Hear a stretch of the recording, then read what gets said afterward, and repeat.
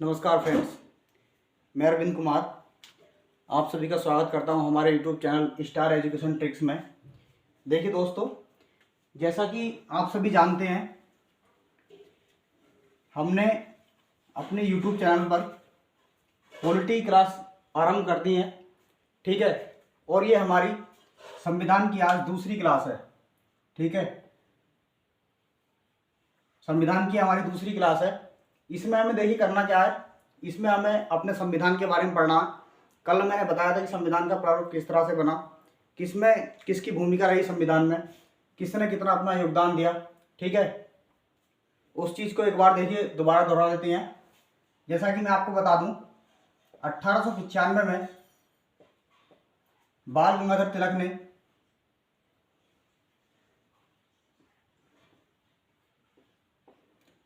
बाल गंगाधर तिलक ने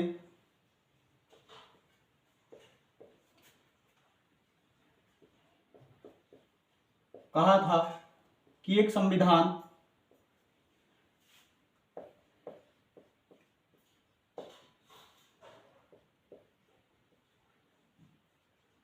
होना चाहिए।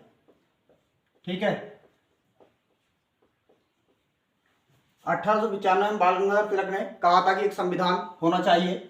फिर समय बीता 1922 में, इसी पर एक तर्क दिया गांधी जी ने।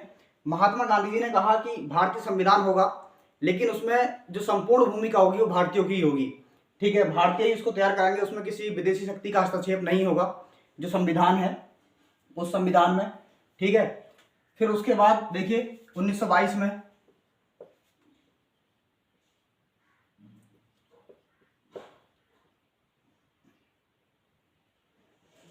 1922 में गांधी जी ने कहा था कि हमारा एक संविधान होगा,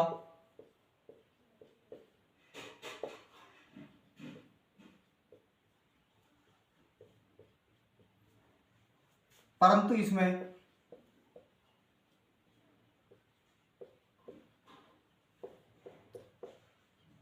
किसी भी विदेशी शक्ति का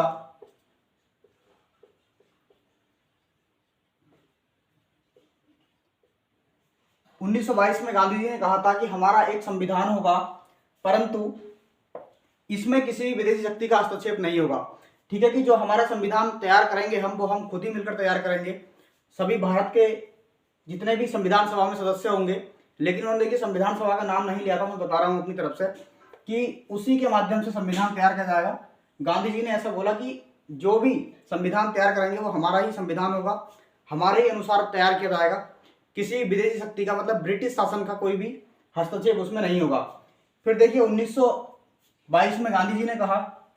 ठीक है, 1928 में मोतीलाल नेहरू ने संविधान बनाने की कोशिश की। ठीक है, संविधान बनाने की कोशिश की, लेकिन देखिए जैसे मैंने बताया पिछली वीडियो में, संविधान को कोई एक ही सदस्य नहीं बना सकता है, जबकि बहुत सारे मत उसमें ना हो तब तक संविधान कैसे बन सकता है, क्योंकि इतने सारे स्टेट हैं भारत के अंदर। ठीक है, तो देखिए 1922 में गांधी जी ने कहा, 1928 में मोतीलाल नेहरू ने, फिर 1934 में एम.एन. राव ने सुझाव दिया कि हमारा एक संविधान होगा जिसमें संविधान का निर्माण संविधान सभा के माध्यम से किया जाएगा। और संविधान सभा को कौन चुनेगा? जितनी भी भारत की जनता है, भारत के नागरिक हैं कुछ इंपोर्टेंट, वो संविधान सभा का निर्माण करेंगे।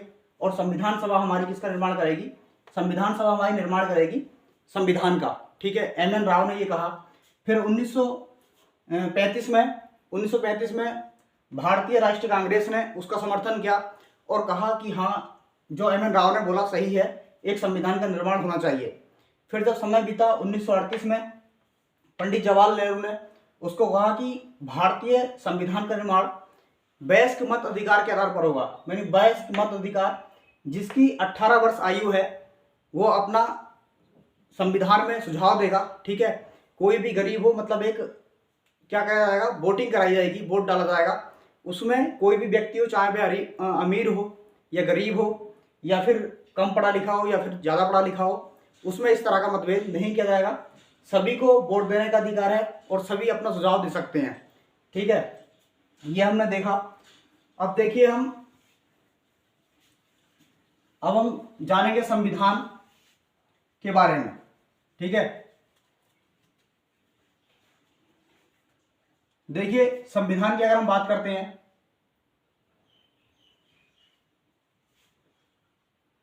तो हमारे अनुच्छेद संविधान में 395 अनुच्छेद, ये पहले की बात बता रहा हूं मैं, पता होना चाहिए 395 अनुच्छेद है हमारे।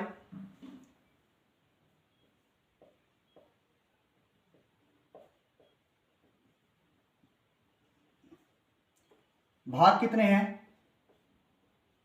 22 भाग। अगर हम अनुसूचियों की बात करते हैं तो अनुसूची हमारी पहले कितनी है? 8 अनुसूची थी।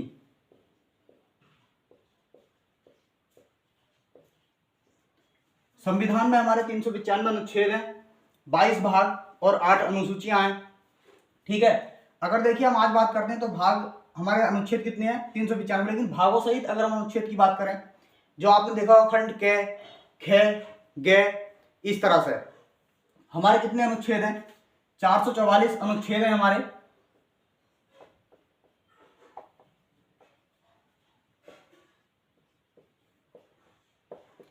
चार सौ 444 अनुच्छेद हैं। भाग कितने हुए? देखिए हमारे भाई भाग पहले भी 22 ही थे और आज भी 22 ही हैं, लेकिन अगर हम इनको बात करें भागों सहित तो ये 25 हो गए हैं। ठीक है, 8 हमारी अनुसूचियां कितनी थी? पहले थी, लेकिन अगर हम आज की बात करते हैं तो आज हमारी अनुसूचियां कितनी है? 12 अनुसूचियां हो गई हैं, जिसमें प्लस 4 अनुसूचियां हमारी बढ़ गई हैं। ठीक है, देखिए अनुच्छेद हमारे 395 अनुच्छेद है, भागों सहित 444 है। पहले हमारे भाग 22 थे, अब भाग 22 से 25 हो गए हैं। पहले हमारी अनुसूचियां कितनी थी? 8 अनुसूचियां थी, इसमें 4 प्लस हो गई हैं, 12 हो गई हैं।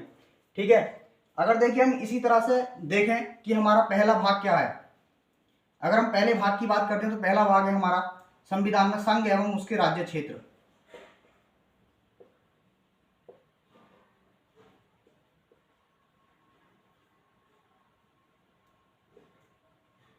संघ एवं उसके राज्य क्षेत्र। देखिए संघ एवं उसके राज्य क्षेत्र, अगर हम संघ की बात करते हैं तो आप सभी जानते हैं भारत में क्या है? भारत में एकल नागरिकता का प्रावधान है। भारत में मतलब एकल नागरिकता का प्रावधान है, जैसे कि भारत में दोहरी नागरिकता नहीं है। एक अब से पहले अपवाद के रूप में आपने देखा होगा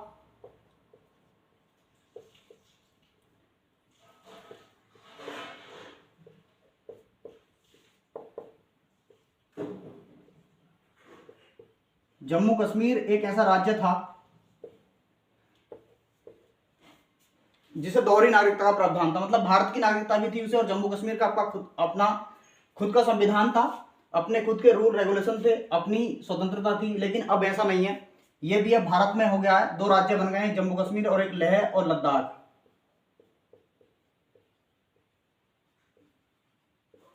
ठीक है, देखिए संघ का मतलब क्या है? संघ एवं उसके राज्य क्षेत्र, मतलब एक ऐसा देश जिसमें सभी राज्य एकत्र होकर, इकट्ठित होकर, एक तांत्रिक होकर अपने देश को संचालित करते हो।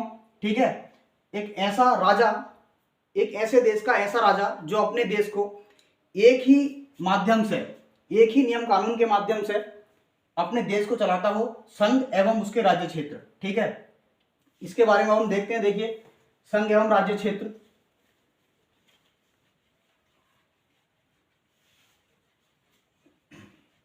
आपने देखा अभी कि हमारे कितने अनुच्छेद हैं? 395 अनुच्छेद पहले थे, अब 444 हो गए हैं। ठीक है, भाग पहले हमारे कितने थे? 22 भाग थे, 25 हो गए हैं। ठीक है, अगर हम उसकी बात करते हैं अनुसूचियों की, तो पहले अनुसूचियां हमारी कितनी थी? 8 अनुसूचियां थी, और अब हमारी अनुसूचियां कितनी हो गई हैं?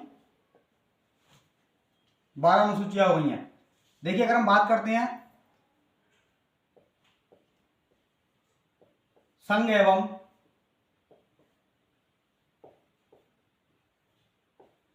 उसके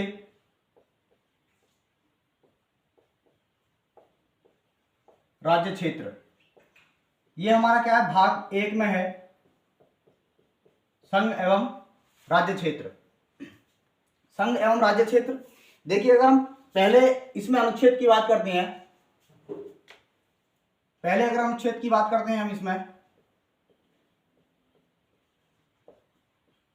तो पहला अनुच्छेद कहता है कि भारत राज्यों का एक संघ है, भारत राज्यों का एक संघ है तथा इसमें उन राज्यों को शामिल किया जाएगा जो प्रथम अनुसूची में दिए गए हैं। ठीक है, भारत एक राज्यों का संघ है, मतलब भारत एक ऐसा देश है जिसमें सभी राज्यों को एकत्र जगह समाहित किया गया है और उसका जो राजा है देश का, उसे सभी राज्यों को एक तरह से देखने का अधिकार है, मतलब दोहरी तरह से नहीं देखेगा, जिसे बोलते हैं हम दोहरी नागरिकता, इस तरह से देखने का अधिकार नहीं है, चाहे वह प्रधानमंत्री हो, राष्ट्रपति हो, कोई भी हो। ठीक है, तो हम देखते हैं इसमें, देखिए भारत, आर्टिकल हमारा एक है,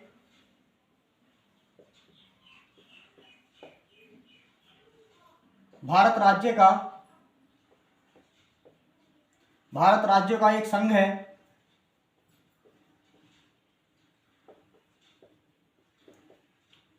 तथा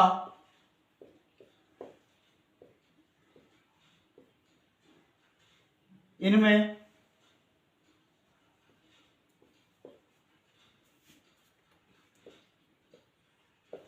उन राज्यों को शामिल किया गया है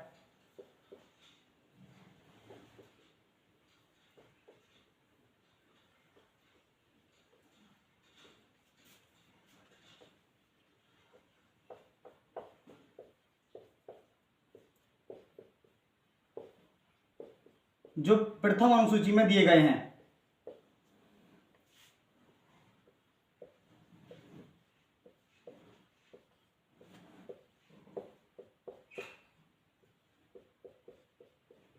देखिए अनुच्छेद 1 में दिया है भारत राज्यों का एक संघ है तथा इनमें उन राज्यों को, मतलब इसमें उन राज्यों को शामिल किया गया है जो प्रथम अनुसूची में दिए गए हैं। ठीक है, जो पहली अनुसूची के अंतर्गत आते हैं वह क्या है, भारत राज्य का एक संघ है।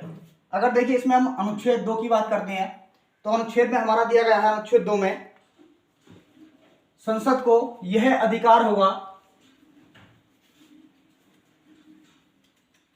ठीक है, पहली अनुसूची में आपने देखा कि भारत राज्य का एक संघ है तथा इसमें उन राज्यों को शामिल किया गया है जो प्रथम अनुसूची में दिए गए हैं। ठीक है, अगर दूसरे अनुच्छेद की बात करते हैं तो दूसरे अनुच्छेद में हमारा दिया गया है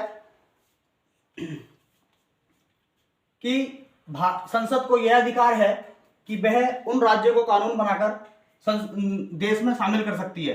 संसद को यह अधिकार है कि वह देश में किसी भी राज्य को कानून बनाकर शामिल कर सकती है। ठीक है, अनुच्छेद 2 में दिया गया है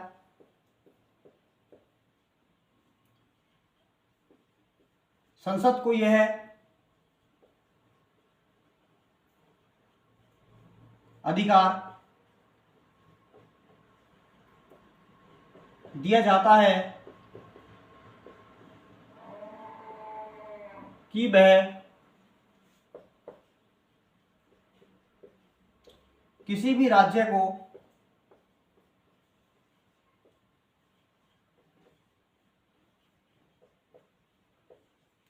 कानून बनाकर शामिल कर सकती है।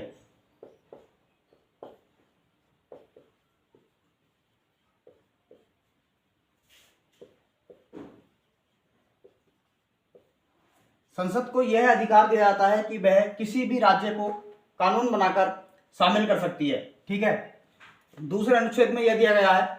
अगर हम तीसरे अनुच्छेद की बात करते हैं तो तीसरे अनुच्छेद में हमारा क्या दिया गया है कि तीसरे अनुच्छेद में हमारा कहा गया है कि संसद को यह अधिकार दिया गया है कि वह किसी भी देश के संसद को यह अधिकार दिया गया है कि वह किसी भी राज्य को, यानी किसी भी देश के भूभाग को अपने उसमें शामिल कर सकती है, नए राज्य का निर्माण कर सकती है, उसके नामों में परिवर्तन कर सकती है तथा उसकी सीमाओं में भी परिवर्तन कर सकती है। ठीक है, अगर हम देखिए आर्टिकल 3 की बात करते हैं तो आर्टिकल 3 कहता है कि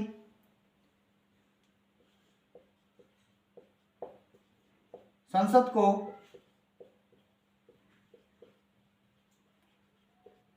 यह अधिकार दिया गया है कि वह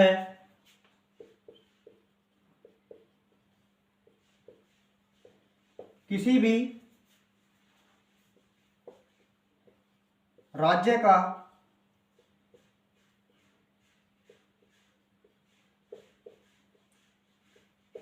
निर्माण कर सकती है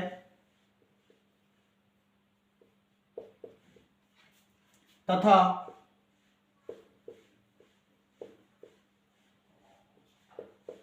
उसके नामों में परिवर्तन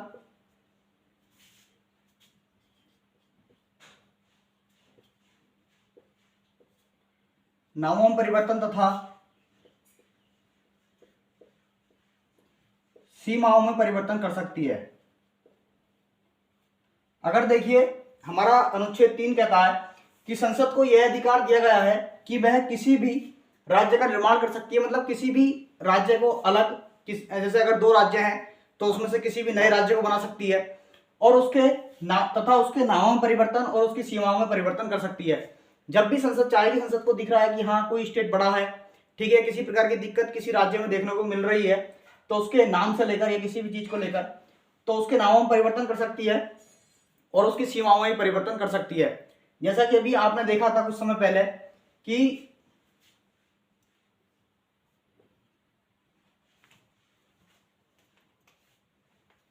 2 जून 2014 को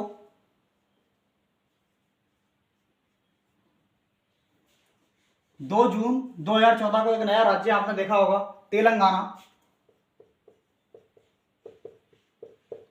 बना। किससे अलग होकर के बना? आंध्र प्रदेश से। अगर हमसे प्रश्न पूछने लगता है कि 2 जून 2014 को तेलंगाना को एक अलग राज्य के रूप में आंध्र प्रदेश से अलग किया गया, यह किस आर्टिकल के अंतर्गत आता है, यह प्रश्न बन सकता है इस तरह से कि 2 जून 2014 को तेलंगाना को एक अलग राज्य के रूप में दिखाया गया, यह अलग राज्य बनाया गया जो आंध्र प्रदेश से अलग किया गया, ठीक है, तो वह किस आर्टिकल के अंतर्गत आता है? तो ये हमारा आर्टिकल 3 के अंतर्गत यह आता है। और आर्टिकल 3 में हमारा क्या रहेगा? संसद को यह अधिकार दिया गया है कि वह किसी भी राज्य का निर्माण कर सकती है तथा उसके नामों में परिवर्तन तथा सीमाओं में परिवर्तन कर सकती है। अगर संसद चाहे तो किसी भी राज्य की सीमा घटा बढ़ा सकती है, कितना भी बढ़ा सकती है, कितना भी घटा सकती है, ठीक है। तो इस तरह से हमारा ये दिया गया है। आर्टिकल हमारा 2 में है, संसद को यह अधिकार दिया जाता है कि वह किसी भी राज्य को कानून बनाकर शामिल कर सकती है, ठीक है। अगर संसद चाहती है कि वह किसी दूसरे राज्य को अपने राज्य में, मतलब किसी भी अदर देश का अगर भूखंड है कोई भी, तो उसे भी कानून बनाकर अपने देश के राज्यों में शामिल कर सकती है। अभी देखा होगा आपने बांग्लादेश और भारत के बीच थोड़ा सा विवाद हुआ और उसमें कुछ हिस्सा भारत का बांग्लादेश में गया और बांग्लादेश का कुछ हिस्सा भारत में आया, तो वह अगर उसमें हम देखते हैं तो वह हमारा आर्टिकल 2 के अंतर्गत आता है। जैसा कि आपने देखा होगा, अगर आपसे प्रश्न पूछा जाता है कि बांग्लादेश का भूभाग भारत में आया, वह किस आर्टिकल के अंतर्गत आता है, पूछा जा सकता है। देखिए कुछ भी पॉसिबल नहीं है इसमें कि नहीं पूछा जा सकता है। कभी भी एग्जामिनर कुछ भी पूछ सकता है कि बांग्लादेश का भूभाग अभी भारत में शामिल किया गया, वह किस आर्टिकल के अंतर्गत आता है, किस आर्टिकल में आता है, तो यह हमारा अनुच्छेद 2 में आता है। संसद को यह अधिकार दिया जाता है कि वह किसी भी राज्य को कानून बनाकर शामिल कर सकती है। किसी भी देश का, चाहे बराबर का देश हो, भूखंड हो उसका जो भी, उसे अगर शामिल करना है तो वह भारत के राज्यों में उसकी गिनती होगी और अनुच्छेद 2 में वह हमारा गिना जाएगा, ठीक है। तो देखिए ये हमारे भाग 1 था, संघ एवं उसके राज्य क्षेत्र। अगर हम आर्टिकल 4 की बात करते हैं तो देखिए आर्टिकल 4 में हमारा दिया जाता है, आर्टिकल 4 में हमारा क्या है,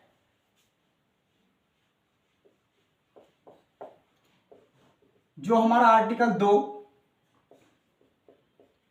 और आर्टिकल 3 में संशोधन होंगे, ठीक है, उसके बारे में हमें देखने को मिलता है। जबकि ये हमारा इतना खास नहीं है, जबकि हम संविधान संशोधन अगर कभी संशोधन देखते हैं तो अनुच्छेद 368 के अंतर्गत होता है हमारा, ठीक है।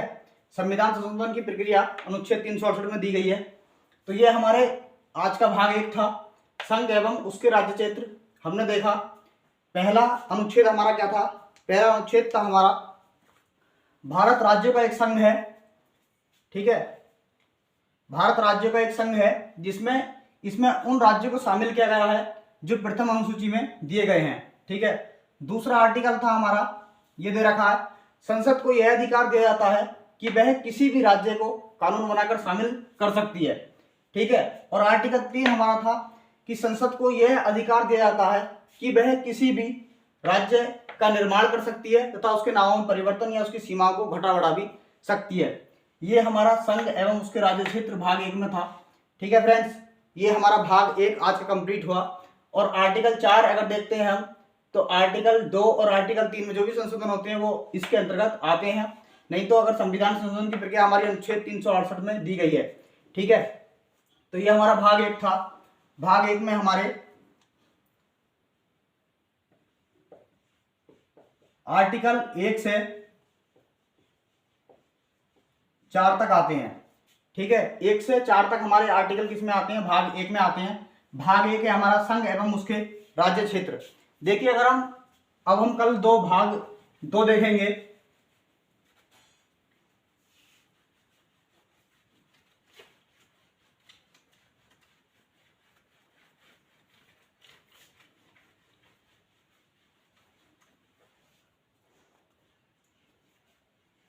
मैं बता देता हूं आपको, कल हमें भाग 2 देखना है, जिसके अंतर्गत क्या आती है? नागरिकता आती है।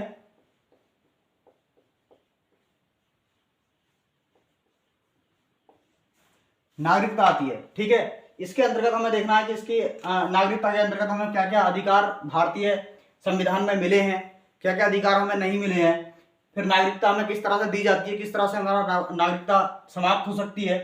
ठीक है, वो चीज हम इसमें देखेंगे। ठीक है फ्रेंड्स, अगर वीडियो अच्छी लगी हो तो उसे अधिक से अधिक शेयर करें, कमेंट्स करें और लाइक करें। ठीक है, धन्यवाद।